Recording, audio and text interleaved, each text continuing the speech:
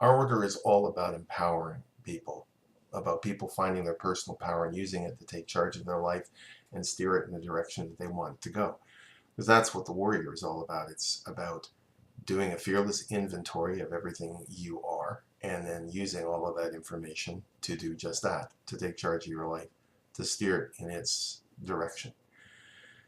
It's inevitable that people that should have gone through life up to this point feeling that they didn't have any power should want some sort of yardstick, some sort of litmus test to indicate whether they had achieved power or not. And it is probably not surprising to see that what some people do is put on that colored belt and stand up in public and say, hey, I'm a knight.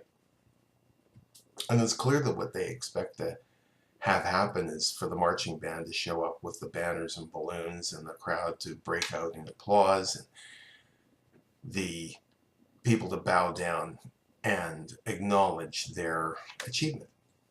What actually happens typically is a lot of silence and a bunch of people standing around looking at them like, oh yeah?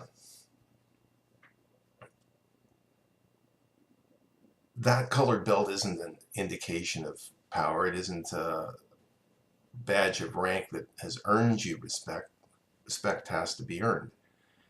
In fact, as any master will tell you, when you put on that belt, what you're announcing to the world is you are prepared to be tested, that you're prepared to face your fears, that you're prepared to take on the challenges of life.